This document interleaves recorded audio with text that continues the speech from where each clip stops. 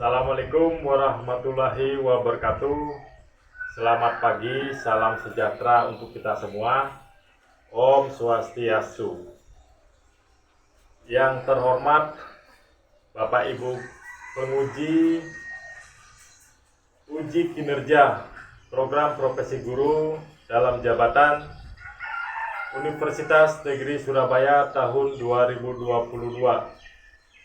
Perkenalkan, nama saya Iketut Sukarma, nomor induk mahasiswa 22010039231900043. Pada kesempatan kali ini, saya akan melaksanakan praktik pembelajaran untuk memenuhi tugas uji kinerja mahasiswa PPG tahun 2022 angkatan pertama gelombang kedua Universitas Negeri Surabaya. Dalam pembelajaran ini saya mengambil materi sistem ekskresi manusia, tepatnya submateri kelainan pada sistem ekskresi manusia di kelas 11 semester genap di SMA Negeri 1 Randangan, Kecamatan Randangan, Kabupaten Pohuwato, Provinsi Gorontalo. Berikut video pembelajaran yang telah selesai saya laksanakan. Mohon kepada Bapak Ibu dosen penguji bisa memberikan masukan dan saran-sarannya. Akhir kata saya ucapkan banyak terima kasih. Wassalamualaikum warahmatullahi wabarakatuh. Om Santi Santi Santi Om.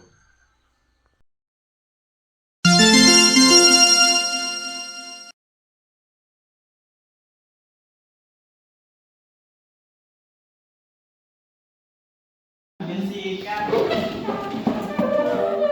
selamat pagi Pak Guru. Pagi. Baik. Assalamualaikum warahmatullahi wabarakatuh. Waalaikumsalam warahmatullahi wabarakatuh. Selamat pagi, salam sejahtera untuk kita semua. Om Swastiastu. Pagi. Om Swastiastu.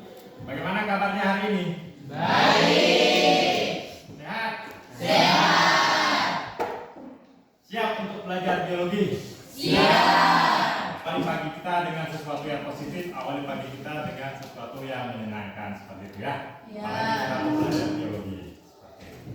Baik, ketua kelas, sebelum lanjut ke pelajaran, silakan pimpin doa dulu. Mana ketua kelas? Ada? Oke, silakan pimpin doa dulu.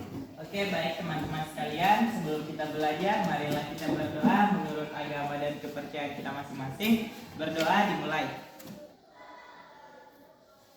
Selesai. Hari ini siapa saja yang tidak hadir?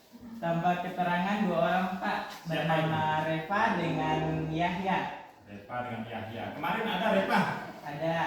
Ada. Mungkin hari ini tidak ada kabar ya. Siapa lagi selain Reva dengan Yahya? 1 orang izin Pak, yang Izin. namanya Jul. Jul izin kemana Jul?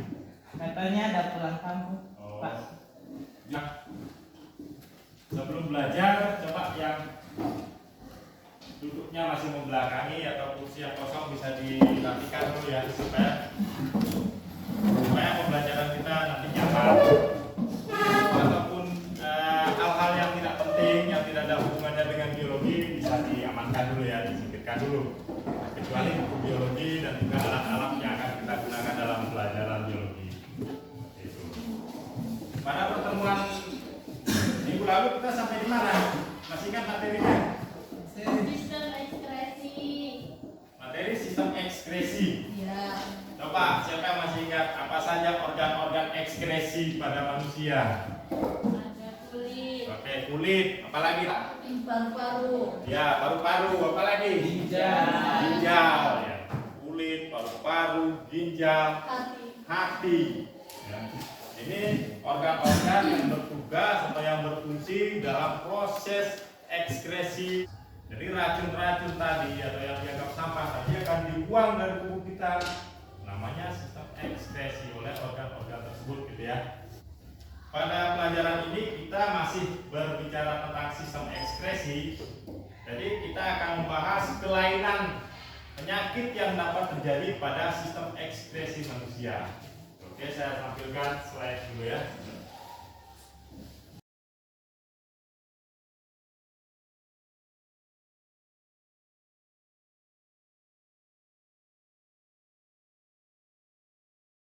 Di belakang bisa dilihat sistem ekspresi pada manusia. Nah, ini siapa yang bisa menyebutkan ini organ apa ini? Hati. Ini hati ya, bukan paru-paru. Kalau ini apa? Yang kedua itu adalah paru-paru. Ini letaknya di dalam dada kita ya. Nah, kemarin pada pertemuan sebelumnya kita sudah belajar sistem pernapasan. Itu paru-paru itu berperan dalam proses pertukaran oksigen dan juga karbon dioksida. Apa yang diekskresikan oleh paru-paru yaitu berupa apa? Karbon dioksida. Kemudian ini apa? Kulit ya. Kenapa kulit juga masuk ke dalam sistem ekskresi? Dia bertugas membuang apa? Bahan metabolisme kita, hasil samping metabolisme kita berupa garam. Yang terakhir ini adalah ginjal. Bentuknya kayak biji kacang, ada 2 biji. Berada di mana? Di dalam rongga tubuh kita ya. Tepat sejajar dengan siku. Ya, kalau coba begitukan tangannya. Nah, disitulah letak ginjal kita. Tujuan pembelajaran kita pada hari ini dan juga kompetensi dasar yang harus kita selesaikan. Yang pertama, menganalisis gangguan fungsi yang mungkin terjadi pada sistem ekskresi manusia. Yang kedua, menyajikan hasil analisis. Nanti sebentar kalian akan melakukan pengamatan ya. Pengamatan tentang apa saja kandungan yang terdapat dalam urin. Minggu lalu saya pesan bawa urin ya. Ya, udah bawa kan? Nanti indikatornya kalian dapat menjelaskan proses pembentukan urin, kemudian melakukan percobaan membuktikan kandungan urin, kemudian menganalisis masalah kontekstual. Artinya masalah kontekstual ini masalah yang sedang terjadi gitu ya. Yang sedang terjadi atau bahasa kerennya lagi viral gitu. Apa sih yang lagi viral? Apa sih yang sedang booming sekarang gitu? Masalah apa yang terkait dengan sistem ekspresi pada manusia gitu ya. Saya lanjutkan. Nah, ini tujuannya. Jadi setelah mempelajari materi ini kalian dapat menjelaskan tahapan pembentukan urin. Jadi tahapan pembentukan urin seperti apa. Kemudian yang kedua, melalui pendekatan saintifik menggunakan model problem based learning, kalian dapat membuktikan kandungan yang terdapat pada urin. Jadi model pembelajaran yang akan kita gunakan ini adalah problem based learning atau pembelajaran berbasis masalah. Masalah apa? Masalah kontekstual yang sedang ataupun yang terjadi di lingkungan kita, seperti itu. Kemudian yang ketiga, kalian dapat menganalisis masalah ya tadi ya. Yang keempat, kalian dapat menyebutkan penyakit ya, penyakit ataupun kelainan pada sistem ekskresi manusia. Jadi itu tujuan pembelajaran yang pada saat praktik nanti kalian akan membuktikan kandungan urin kalian yang sudah dibawa itu dilihat nanti di bawah mikroskop. Kemudian hasilnya akan didiskusikan. Saya akan bagi nanti LKPD, silakan didiskusikan. Dan terakhir adalah presentasi. Hasil diskusi akan dipresentasikan di depan kelas seperti itu ya, atau di hadapan teman-teman. Nah, untuk penilaian ini ada penilaian sikap, penilaian pengetahuan dan juga keterampilan. Sikap itu berupa apa? Sikap dalam proses pembelajaran ini apakah disiplin atau tidak gitu ya. Kemudian pengetahuan akan saya uji dengan menggunakan tes, nanti ada post test. Keterampilan dalam praktikum ini seperti apa? Bisa enggak menggunakan mikroskop? Bisa enggak mengamati seperti itu ya. Sebelum masuk ke materi, kalian akan saya beri kuis. Ya, Ya, ada kuis di sini. Coba kalian kerjakan perintah berikut. Silakan dibuka HP-nya, diambil HP-nya, diketik link ya. Silakan dibuat. Saya kasih waktu 4 menit. Silakan dijawab beberapa pertanyaan yang ada di Google Formulir.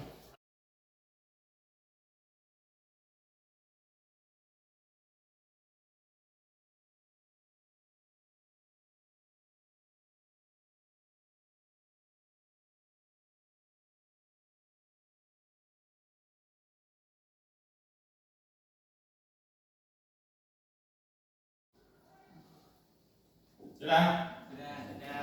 Oke. Sudah masuk? Ya. Udah. Dan kalau sudah, nah sekarang kita selanjutkan.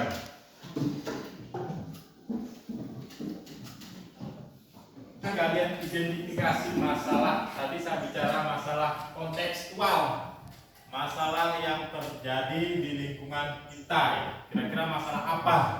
Saya bisa sebutkan masalah yang berhubungan dengan sistem ekspresi atau kelainan pada ekspresi.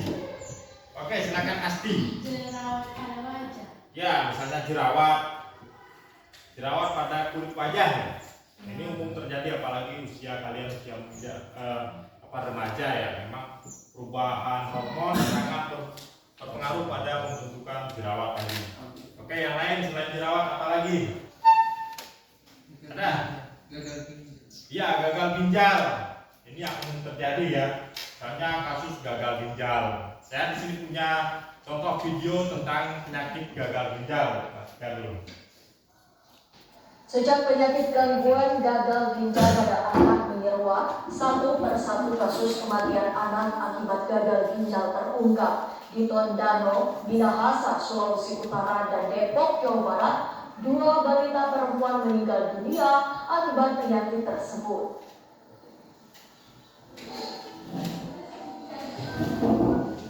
Silakan diperhatikan videonya dulu ya. It's me. Thank you. Thank you, Mel.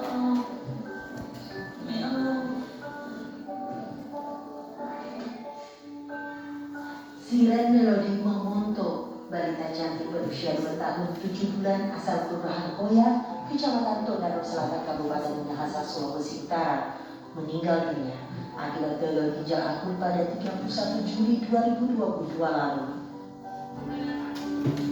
Ibu korban Kuriloho menceritakan awalnya Melody mengalami demam tinggi. Atas petunjuk dokter diberikan obat paracetamol sirup. Namun panas yang diderita Melody tak kunjung sembuh, walau pihak keluarga telah memberikan obat sirup tersebut setiap 4 jam sekali, sesuai takaran dan petunjuk dari dokter. Pihak keluarga akhirnya memutuskan untuk membawa Melody ke Rumah Sakit Samratulangi Tondano.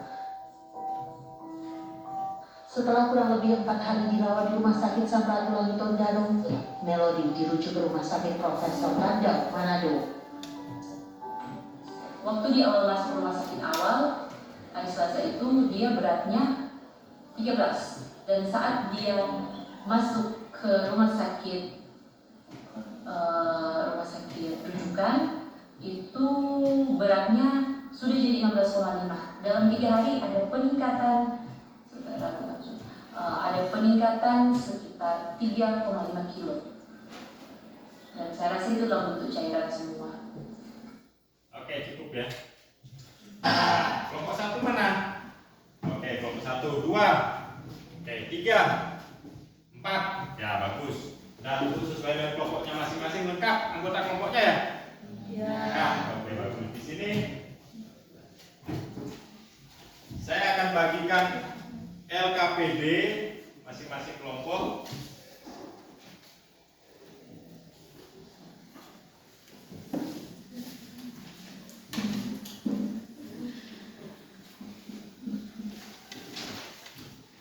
Nah, di LKPD itu ada 2 kegiatan ya. Ada LK1 dan LK2. Nah, untuk LK1, untuk LK pertama itu kita akan lakukan mengamati urin ya, atau sampel urin yang kalian sudah bawa. Ya. caranya di sini ada di LK1, kita akan mengamati bahan apa saja yang terdapat dalam urin kita. Adakah bahan-bahan yang berbahaya atau bahan yang seharusnya tidak ada di urin tapi nyatanya ada di urin? Makanya kita. Nah, caranya gimana caranya? Perhatikan dulu, saya kasih tahu. Untuk menggunakan mikroskop, tentunya kalian di SMP sudah belajar mikroskop, ya di SMA juga belajar mikroskop ya. Pertama, kita akan angkat dulu lensa mikroskop, kasih naik dulu supaya kita mudah mengambil kaca preparat. Nah, di kaca preparat ini urin kalian silakan teteskan beberapa tetes di kaca preparat, selanjutnya dikeringkan, ya. Selanjutnya dikeringkan. Kalau sudah dikeringkan di matahari kurang lebih 5 menit, kemudian letakkan di meja mikroskop. Ini meja mikroskop seperti itu ya. Cara meletakkannya, kemudian kunci. Nah, pilih perbesaran berapa? Perbesaran paling kecil yaitu 10 dulu kiri kanan. Jangan lupa terlebih dahulu kita cari pencahayaannya, ya. Kalau sudah dapat cahaya, baru diamati. Selanjutnya, bahan apa saja yang dapat kalian amati ditulis di sini di LK2. Di LK2 ada pertanyaan bahan-bahan apa saja, silakan kalian tulis di situ. Ya, setelah mengamati, silakan kerjakan LK2. Ada beberapa tugas di situ. Bisa? Silakan kerja kelompok. Silakan diambil urinnya masing-masing. Biar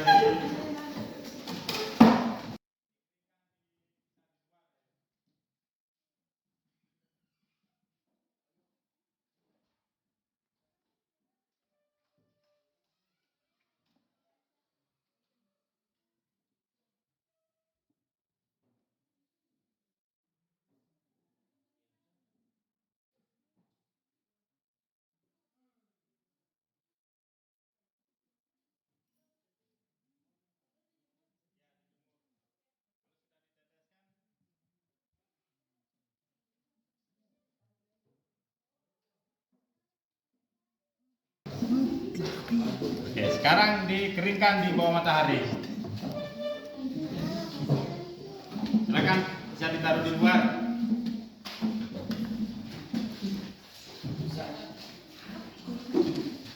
Keringkan ya.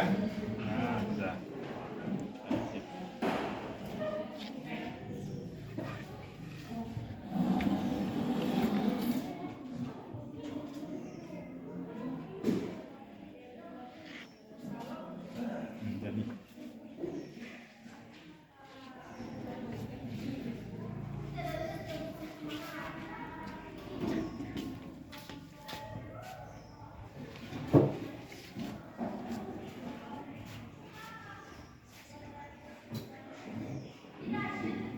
Kerjakan LKPD mana? LKPD-nya dikerjakan. Tugas-tugas yang ada di LKPD silakan dijawab ya, ada tugas. Kalau ada yang tidak dimengerti bisa ditanyakan. Ya.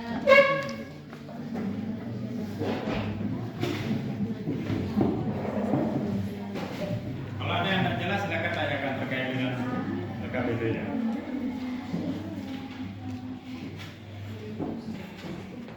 Oke, sambil kerja LKPD barangkali udah kering itu, silakan diambil dan diamati. Silakan diambil dan diamati.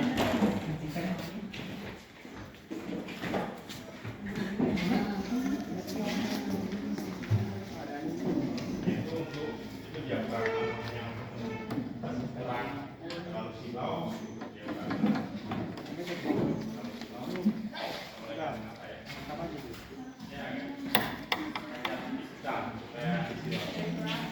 Oke, silakan diamati di mikroskop. Dari cahayanya dulu. Pakai perbesaran 10 ya.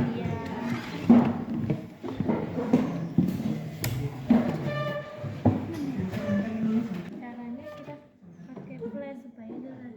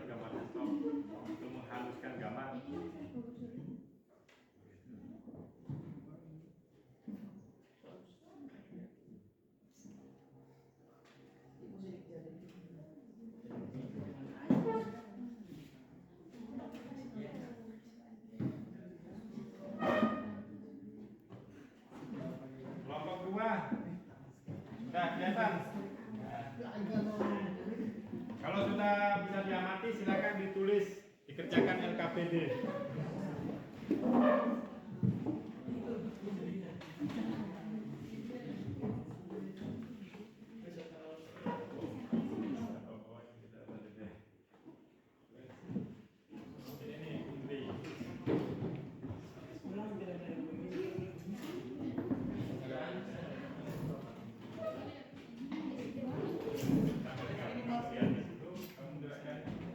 Yang apa dia dari cahaya?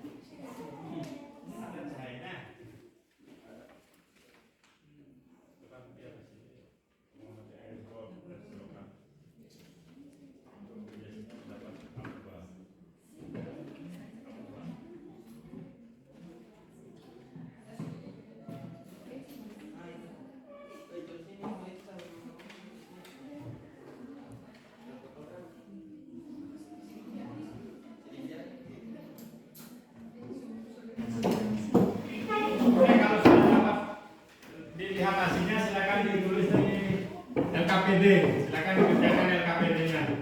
Ada beberapa pertanyaan, silakan dijawab di situ ya. Oke, silakan. Kalau ada yang tidak jelas terkait LKPD, silakan bisa ditanyakan.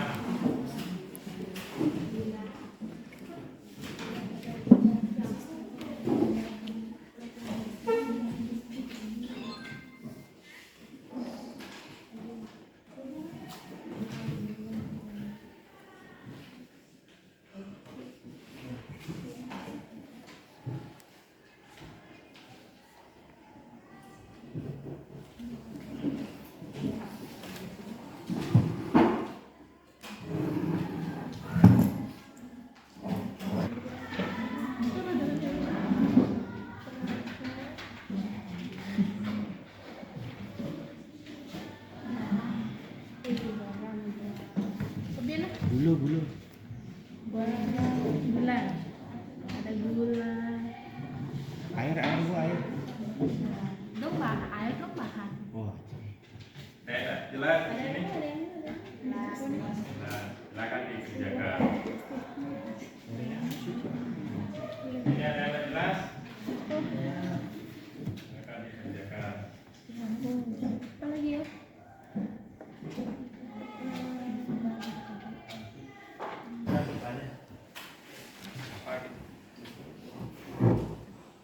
Pak Guru, kami sudah.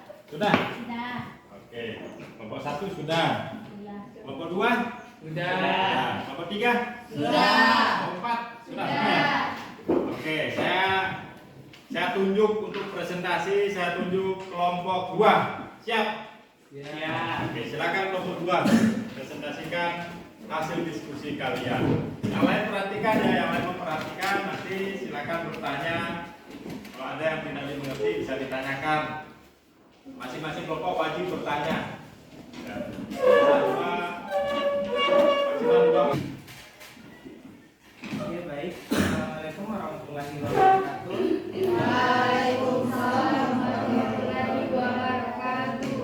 Oke, baik, kita di sini akan mempresentasikan merepresentasikan tentang sistem ekskresi, yakni bahan yang terkandung dalam urin dan prosesnya. Bahan-bahan yang terkandung dalam urin yaitu berupa bahan cair dan bahan padat. Bahan cair berupa air, sedangkan bahan padat umumnya dapat berupa garam, urea atau asam urat. Berdasarkan pengamatan kasat mata yang dilakukan tadi, kelompok kami menemukan adanya berupa endapan dari bahan-bahan tersebut yang terlihat setelah urin dikeringkan. Terus bahan-bahan tersebut merupakan bahan hasil dari penyaringan atau filtrasi yang terjadi di organ ginjal. Bahan-bahan tersebut merupakan sampah metabolisme tubuh yang harus dibuang ke luar tubuh. Proses pembentukan urin terjadi melalui 3 tahapan. Yang kedua ya. Yang kedua. Pertama, filtrasi terjadi di bagian kapsul bauman ginjal. Kemudian yang kedua adalah reabsorpsi. Beberapa unsur yang masih diperlukan terjadi di bagian tubulus kontraktus proksimal ginjal. Tahap ketiga yaitu augmentasi, yaitu penambahan kembali bahan berupa air ke dalam urin yang terjadi di tubulus kontraktus distal ginjal. 3. Bagian-bagian dari ginjal. Ada nefron, korteks, medula, piramida ginjal. Terus yang terakhir yakni 4. Jika dalam urin terdapat darah atau telah terjadi kegagalan dalam filtrasi ginjal oleh glomerulus di dalam kapsul bauman ginjal. Jika dalam urin terdapat sejenis protein, misalnya albumin, hal ini juga dapat terjadi karena adanya kerusakan pada filtrasi ginjal. Jika dalam urin terdapat gula, maka hal ini berarti adanya kegagalan fungsi tubulus ginjal dalam mereabsorpsi atau menyerap kembali gula untuk dimanfaatkan dalam sel tubuh. Baik, itulah presentasi dari kelompok kami. Jika ada pertanyaan dari kelompok yang lain, dipersilahkan. Silakan kelompok lain menanggapi. Kalau ada yang tidak jelas, ada yang perlu ditanyakan, silakan. Oke, kelompok 1, sebutkan nama. Siapa namanya? Perkenalkan, nama saya Nilulita Mendasari dari kelompok 1. Oke, silakan. Tadi kan dibacakan ada filtrasi. Hadap ke ya. Dibacakan ada filtrasi dan reabsorpsi. Sebenarnya apa sih filtrasi sama reabsorpsi itu? Filtrasi dan reabsorpsi. Apa itu filtrasi? Ada pertanyaan yang lain? Oke, silakan dari kelompok 3. Perkenalkan, nama saya Dana Hayu. Saya ingin bertanya kepada kelompok 2, bagaimana trik agar ginjal kita tetap sehat? Silakan Mas Yada. Oke, silakan dari kelompok 1, dari kelompok 4.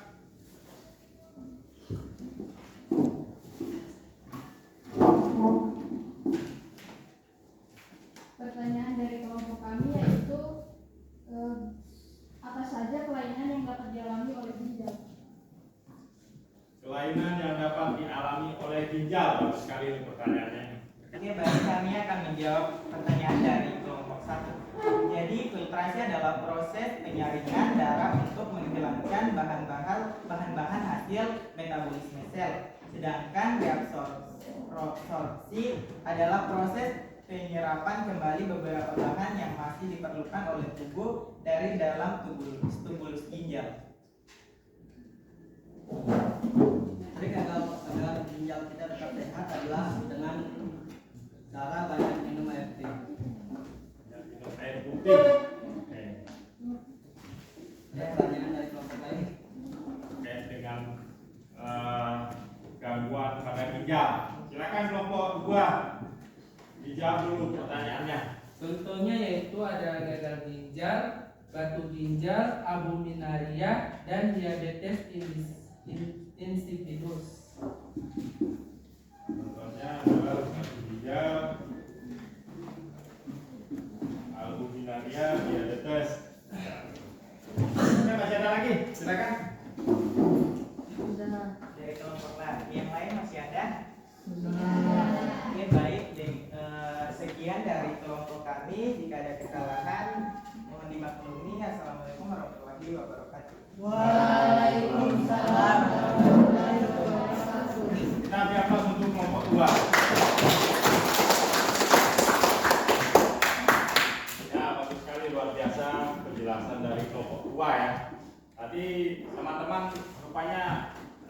bagus, banyak yang bertanya ini.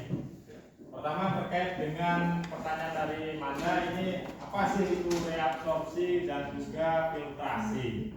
Tadi sudah dijelaskan oleh kelompok penyaji, di dalam ginjal itu ada proses penting yaitu pembentukan urin. Nah ini coba diperhatikan di slide dulu ya. Perhatikan di slide.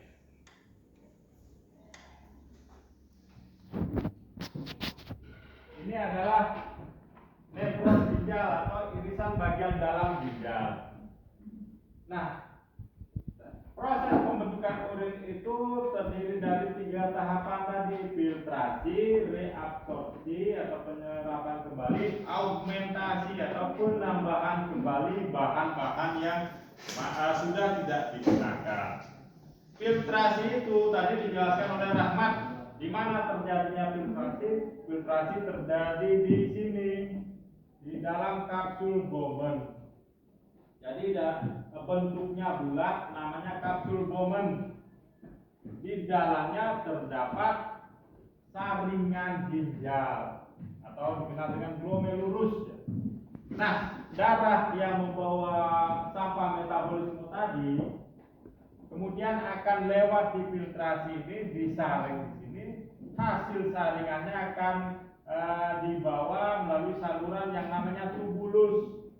Tubulus ini yang tadi disebutkan tubulus proksimal, ada tubulus distal. Tubulus proksimal itu gunanya apa? Sebagai pembawa hasil filtrasi tadi.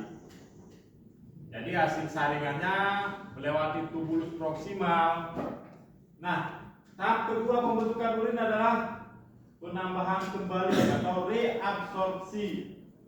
Terjadi penyerapan kembali jika yang diangkut, yang lolos saringan tadi adalah berupa gula, adalah berupa air, itu masih diperlukan oleh tubuh. Sudah lewat tapi masih diperlukan oleh tubuh. Misalnya saya kasih contoh begini, ketika tubuh kita panas habis olahraga ya, habis olahraga kemudian kita tidak punya air, tidak sempat minum air, untuk mengantisipasi sel kita dehidrasi, kekurangan air, maka urin tadi, jadi urin tadi bisa diserap lagi, ditarik lagi. Air yang udah ada di dalam urin tadi ditarik lagi keluar, diserap kembali. Ini dari tubulus proksimal, terus melewati lengkung Henle, terus ke tubulus distal. Di sini terjadi lagi augmentasi, penambahan. Apa yang ditambahkan? Bahan-bahan yang sudah tidak digunakan dalam tubuh bisa ditambahkan lagi ke dalam, seperti itu. Selanjutnya baru ke tubulus pengumpul atau tubulus kolektus. Disinilah ditampung urin tadi. Kalau sudah banyak baru akan dikeluarkan ketika kita membuang urin. Gitu. Kemudian saya tambahkan lagi pertanyaan kedua terkait dengan trik. Gimana caranya kita supaya ginjal kita sehat? Tadi dikatakan banyak minum air, betul. Semakin banyak kita minum air, maka kandungan urin kita semakin encer. Ya. Tadi tentunya urin yang diamati beda-beda ya. Ada urinnya keruh, Pak saya punya kok pekat, Pak saya punya kok putih sekali, Pak saya punya kok warnanya coklat atau seperti apa? Oke. Ada pertanyaan lagi sampai situ sebelum saya tutup lagi? Ada pertanyaan? Tidak ada. Oke, kalau sudah tidak ada, sekarang saya minta siapa yang bisa menyimpulkan materi yang sudah dipelajari hari ini. Katakan siapa yang bisa menyimpulkan. Silakan. Dari kelompok 1 ada yang bisa?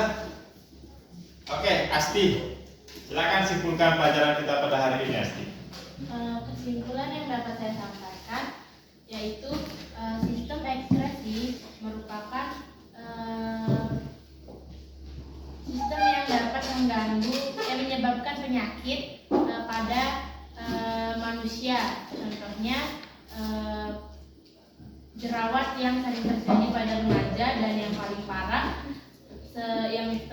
pelajari ternyata sistem maksud saya kelainan pada sistem ekskresi dapat juga menyerang pada anak-anak usia dini, seperti yang sudah kita lihat tadi, yaitu kasus gagal ginjal yang terjadi pada balita berusia 2 tahun.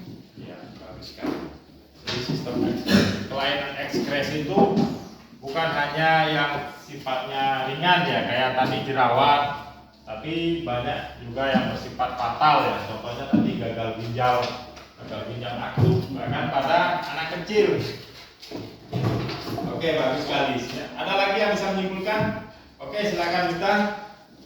Kesimpulan yang bisa saya buat yaitu ada 3 tahap-tahap pembentukan urin, yaitu pertama filtrasi atau penyaringan, kemudian reabsorpsi atau penyerapan kembali, kemudian augmentasi atau penambahan bahan-bahan yang telah digunakan oleh ginjal. Oke, bagus. 3 tahapan pembentukan urin tadi ya, filtrasi, reabsorpsi, dan augmentasi. Oke, jadi seperti itu kesimpulan kita pada pembelajaran ini, di mana intinya kita harus bisa menjaga organ-organ ekskresi kita ya. Jangan sampai kita mengalami gangguan pada sistem ekskresi kita, apalagi yang namanya gangguan gagal ginjal tadi, seperti itu. Oke. Jadi pertemuan kita hari ini, materi kita hari ini cukup sampai di sini. Untuk pertemuan minggu depan, sebagai tugas untuk bab ini silakan dibuat resume ya. Resume materi tentang sistem ekskresi. Saya minta dikumpul minggu depan. Pas masuk materi selanjutnya kita saya minta tugasnya ya. Pada materi selanjutnya kita akan belajar tentang sistem pernapasan. Sebelum belajar sistem pernapasan, saya tanya tugasnya terlebih dahulu ya, tentang resume ya. Bisa? Bisa. Oke. Nah, selanjutnya untuk mengakhiri ini pelajaran kita hari ini, silakan kalian akan dikerjakan tugas, ada 5 nomor. Silakan diketik atau dibuka link yang saya tampilkan ya, yang ada di link. Ini dalam bentuk Google formulir juga.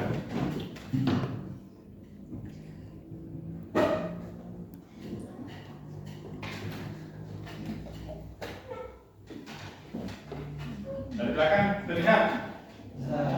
Oke, silakan langsung diisi sekarang, langsung diisi.